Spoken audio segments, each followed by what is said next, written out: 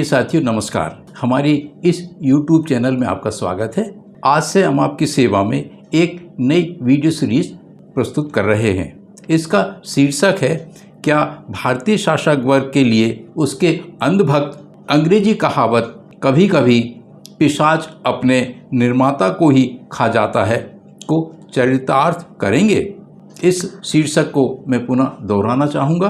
क्या भारतीय शासक वर्ग के लिए उसके अंधभक्त अंग्रेजी कहावत कभी कभी पिशाच अपने निर्माता को ही खा जाता है को चरितार्थ करेंगे। इस शीर्षक या विषय पर वीडियो बनाने की प्रेरणा हमें इन दिनों कांवड़ यात्रा के दौरान जो व्यापक रूप से गैर संवैधानिक, गैर कानूनी, अमानवीय, हिंसात्मक घटनाएं, गतिविधियां देखने सुनने को मिल रही हैं उनसे मिली है। हमने इस वीडियो में जिस कहावत का प्रयोग किया है उसमें निहित भावार्थों को साबित करने के लिए हमें इस विषय को अनेक आयामों के तहत वर्णन करना होगा। ऐसा करना इसलिए भी आवश्यक है कि भारतीय शासक वर्ग का वो घटक जो केंद्रीय सत्ता पर काबिज है का जो कुल मिलाकर गोपनीय एजेंडा है वो यह है कि देश में धीरे धीरे ब्राह्मणवादी, पुरोहितवादी, अधिनायकवादी राज व्यवस्था को स्थापित किया जाए। इसी राज व्यवस्था को भारतीय शासक वर्ग राम राज्य एवं हिंदू राष्ट्र के नाम से जय जयकार कर रहा है। इस राज व्यवस्था के विषय में वर्णन यह प्रासंगिक नहीं होगा। इस प्रसंग में यहाँ ये बात महत्वपूर्ण है कि इस राज व्यवस्था के अनिवार्य अंग ये होते हैं: धर्मांधता, धर्मोन्माद, अंधविश्वास, पाखंडवाद, संस्कारवाद, अहंकारवाद, नस्लवाद, जातिवाद इत्यादि इत्यादि। इस राज व्यवस्था में जो भी व्यक्ति इन गिनाए गए गुणों में जितना भी पारंगत होगा, इन गुणों को जितने भी अधिक मात्रा में एवं जोरदार तरीके से अपनाएगा वह उतना ही उच्च श्रेणी का एवं माननीय, सम्माननीय माना जाएगा। सुख सुविधाएं, विलासिताएं, ग्लैमर पाएगा। विद्वानों ने इन सब गिनाए गए गुणों, बातों को एक ही शब्द में समाहित कर दी गई है जिसे ब्राह्मणवाद कहते हैं। शब्द मनुवाद से भी इन्हें जाना समझा जाता है। इस ब्राह्मणवाद, मनुवाद की अनगिनत लाक्षणिक विशेषताओं एवं विचित्रताओं पर फूले जी, डॉक्टर अंबेडकर जी, पेरियार जी एवं हमारे गुरु वीटी राजशेखर जी ने बहुत लिखा एवं कहा है। इनमें से कुछ खास विशेषताएं, विचित्रताओं का हम यहाँ अति संक्षेप में वर्णन करेंगे। पहला यह कि हर ब्राह्मणवादी उसके अंतर्गत आने वाले अंधभक्त स्वयं को सर्वज्ञानी, महाविद्वान समझते हैं, दीगर को मूर्ख, अज्ञानी। दूसरा यह कि हर ब्राह्मणवादी एवं उसके अंतर्गत आने वाले अंधभक्त बहुत ही अधिक श्रेष्ठता की भावना, जिसे अंग्रेजी में सुपीरियरिटी कॉम्प्लेक्स कहते हैं, में जीता है। उसमें जातीय, वर्णीय, नस्लीय श्रेष्ठता की भावना भी रहती है। वह बहुत अहंकारी भी होता है। तीसरा यह कि वह भारत को ही संसार, विश्व मानता है, दीगर विश्व के लोगों को कोई मान्यता नहीं देता। स्वयं की सभ्यता, संस्कृति, दर्शन, आध्यात्म एवं धर्म को सर्वश्रेष्ठ एवं आदिकालीन, जिसे वो अक्सर सनातन शब्द से पुकारता है, मानता है। मानने का झूठा अहंकार पालता है। उदाहरण के लिए ब्राह्मणवाद के शीर्ष स्तर के पुरोहित स्वयं को जगत गुरु कहलवाने में गर्व करते हैं। आम जनता से भी ऐसा मनवाने का प्रयास करते हैं, जबकि भारत में ही 50% से ज़्यादा आम जनता उनको अपना गुरु ही नहीं मानती। इस बात को देहाती कहावत में कूप मंडूक एवं अपने मुंह मियाँ मिट्ठू बनना कहते हैं।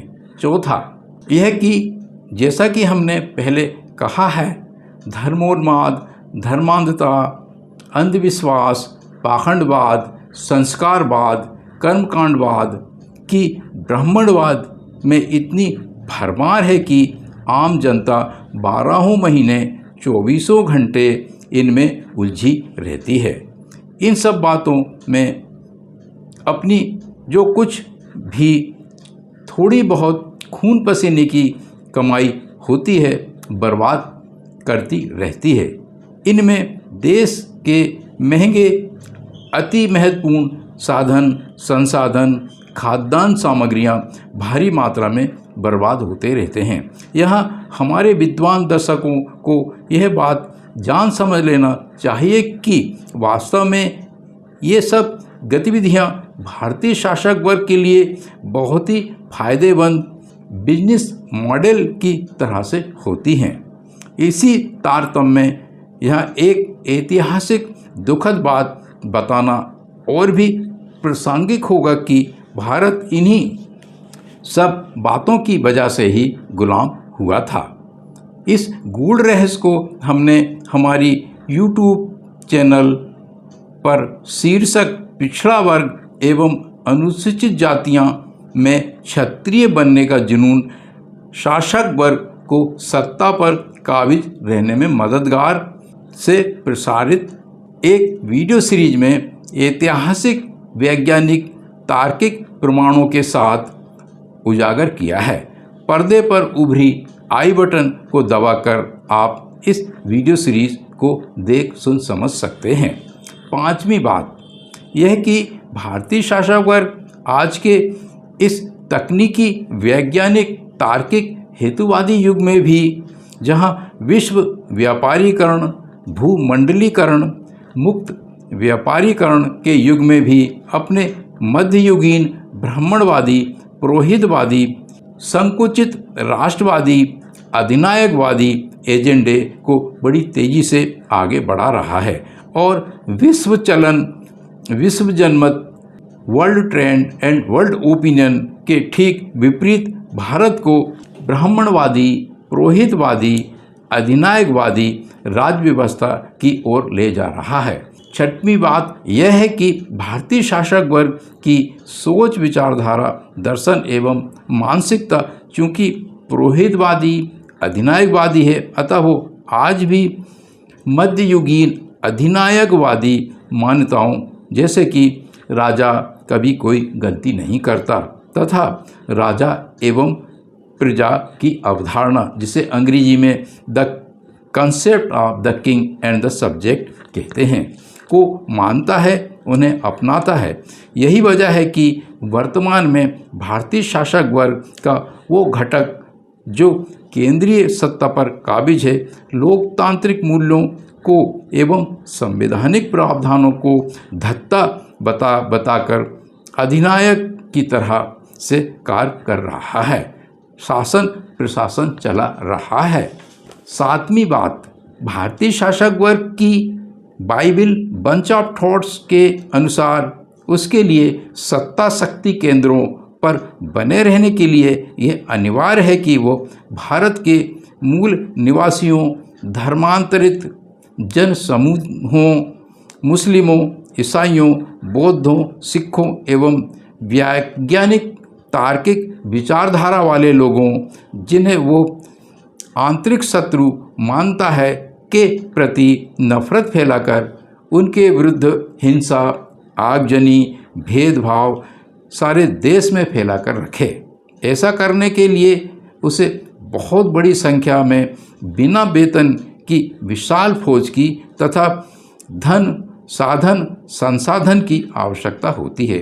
इसके लिए भारतीय शासक वर्ग the king and the subject की अवधारणा के तहत भारत के युवक युवतियों को धर्मांधता, धर्मोन्माद, अंधविश्वासों, पाखंडवाद, नफरत एवं खामोख्याली का, सुपीरियरिटी कॉम्प्लेक्स का जहर पिलाकर उनको सब्जेक्ट के रूप में विकसित करता है, अर्थात मानसिक गुलाम के रूप में तैयार करता है। शब्द सब्जेक्ट का व्यवहारिक अर्थ होता है राजा, यहाँ समझें भारतीय शासक वर्ग की संपत्ति, संसाधन एवं मानसिक गुलाम।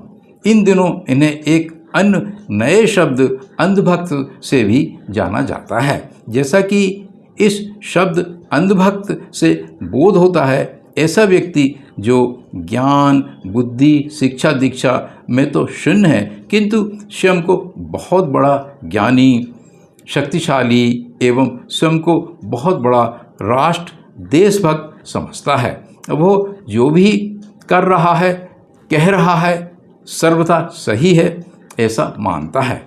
कानूनी संवैधानिक प्रावधानों से उसका कोई सरोकार नहीं होता।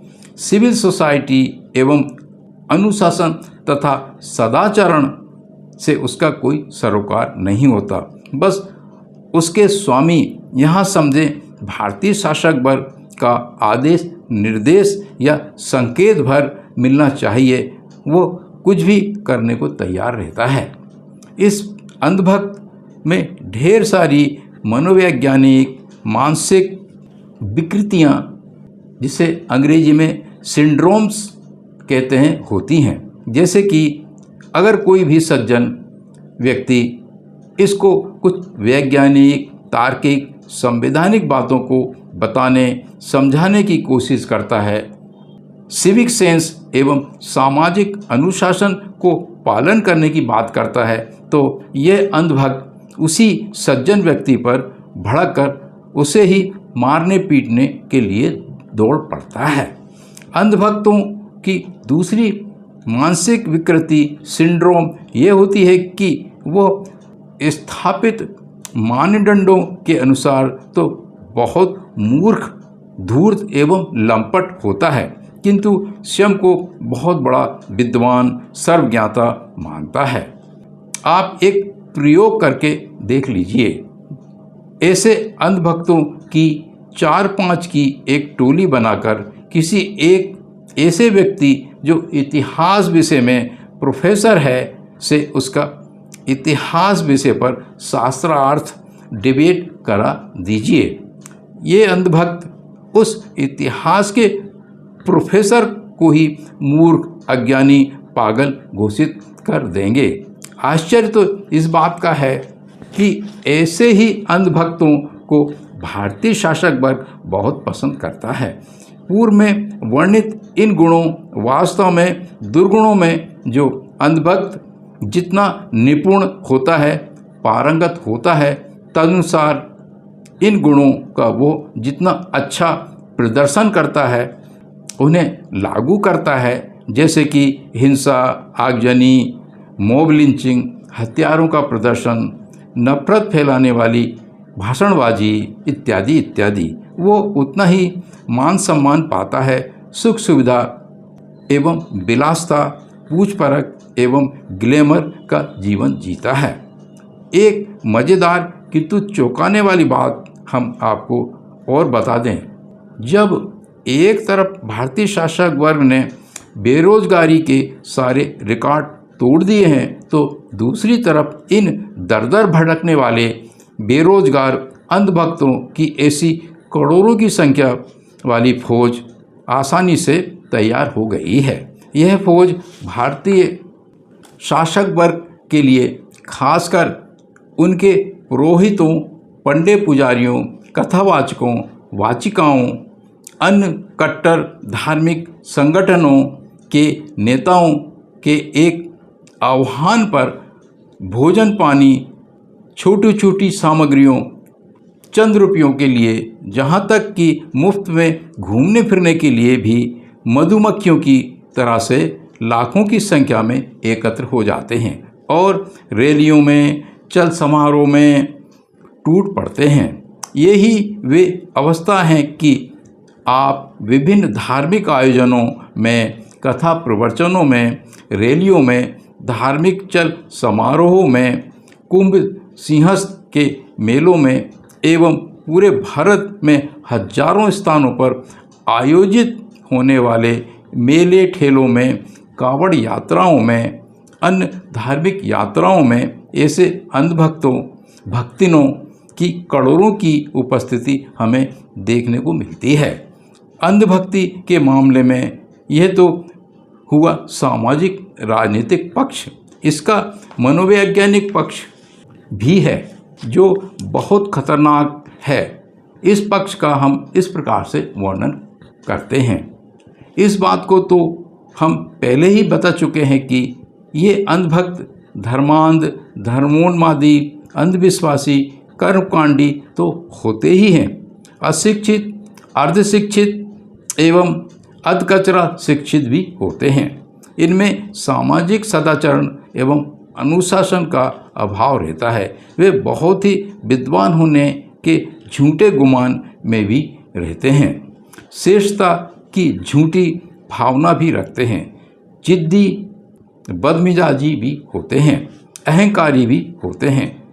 एक देहाती कहावत है, चूहे को जब चिंदी मिल जाती है तो अपने को बजाज समझने लगता है। गांव देहातों में गरीबों की एवं मध्यम आय वर्ग वाले लोगों की बस्तियों में ये भक्ति ने बहुत अधिक संख्या में पाए जाते हैं।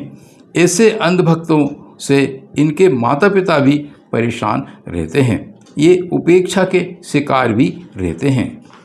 लेकिन जब भी कोई धार्मिक त्यौहार आता है, जैसे कि कावड़ यात्रा, रामनवमी, हनुमान जयंती के उपलक्ष्य में चल समारोह का आयोजन, गणेश उत्सव, दुर्गा उत्सव इत्यादि, तो भारतीय शासक वर्ग का क्षेत्रीय संवर्ग फील्ड कैडर इन्हें एकत्र करता है।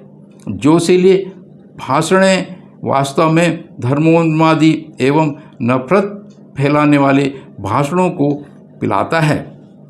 राष्ट्र खतरे में है, धर्म खतरे में है का वास्ता दिलाता है। तो इन अंधभक्तों की कई इंद्रियां जाग उठती हैं और बस वे चल पड़ते हैं। भारतीय शासक वर्ग इन्हें न्यूनतम जीवनोपयोगी वस्तुएं, खासकर भगवा वस्त्र एवं भोजन उपलब्ध कराता है। साथ ही इन्हें लाठी, तलवार, भाले, त्रिशूल, भगवा झंडे, बैनर, डीजे उपकरण, वाहन इत्यादि सामग्रियां बहुत बड़ी मात्रा में उपलब्ध कराता है।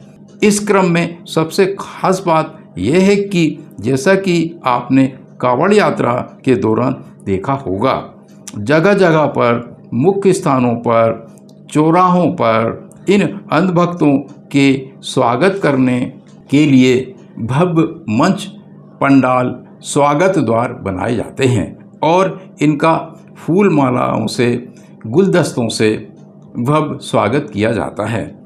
खूब भोजन पानी दिया जाता है। इनकी जय जयकार की जाती है। धर्मोन्मादी सांप्रदायिक भाषण दिए जाते हैं। फिर क्या है, इन अंधभक्तों का दिलो दिमाग कुछ इस तरह से अनुकूलित, डोगमेटाइज्ड हो जाता है कि वे स्वयं महान, बलशाली, श्रेष्ठ, बजरंगबली एवं भोले शंकर समझने लगते हैं। वे अहंकारी एवं आक्रोशित भी हो जाते हैं और इस प्रकार ऐसे अंधभक्त भारतीय शासक वर्ग के आदर्श सब्जेक्ट अर्थात मानसिक गुलाम बन जाते हैं। डॉक्टर बाबा साहब अम्बेडकर ने इस अवस्था को कुछ इस तरह से व्यक्त किया है। भारत में गुलाम गुलामी में ही गौरवान्वित हो रहा है और गुलामी में ही मौज मस्ती कर रहा है। अंधभक्तों की इस अवस्था में एक वृद्धि और होती है जो आग में घी का सा काम करती है। मनोविज्ञान में एक शब्द आता है समूह मनोविज्ञान, जिसे अंग्रेजी में ग्रुप साइकोलॉजी कहते हैं। इस बात को हम कुछ क्षेत्रीय उदाहरणों से समझाने का प्रयास करते हैं। आपने रेल यात्रा में अक्सर देखा होगा कि 10-12 उद्दंडी युवक समूह में यात्रा कर रहे होते हैं तो उनमें से कोई एक युवक दुर्बल एवं छोटे कद का होता है, किन्हीं कारणों से अलग डिब्बे में बैठा होता है। तब बिना किसी कारण के किसी एक ऐसे यात्री से झगड़ा कर बैठता है जो बलिष्ठ भी है एवं ऊंचा पूरा भी है। वह कमज़ोर युवक बहुत अकड़ दिखाता है, मारने पीटने तक की धमकी देने लगता है। व्यर्थ में ही एक ऊंचे पूरे ताकतवर यात्री से भिड़ने के पीछे का जो कारण है, उसके पीछे यह सोच होती है कि मेरे साथ तो 10-12 युवकों का समूह है, अगर बात बढ़ी तो हसपुट युवक की अच्छी तरह से ठुकाई कर देंगे। इसे ही समूह मनोविज्ञान, ग्रुप साइकोलॉजी कहते हैं। इस अवस्था में सोने में सुगंध की कहावत की तरह एक पायदान की ओर वृद्धि हो जाती है।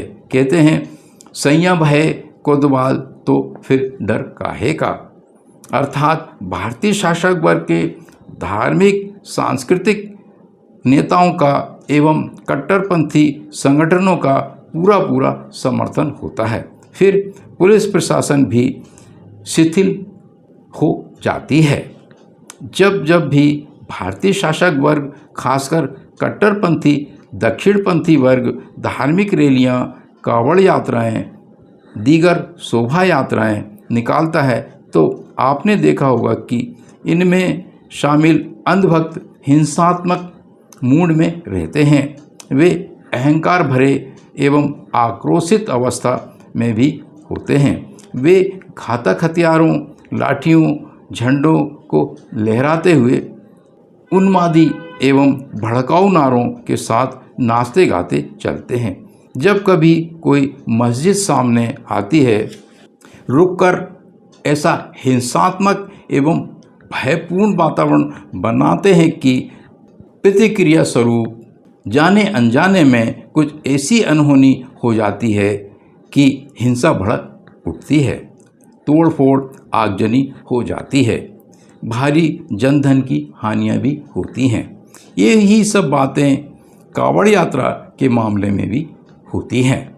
इतना ही नहीं, यहाँ हमें एक देहाती कहावत याद आ रही है, करेला वो भी नीम चढ़ा।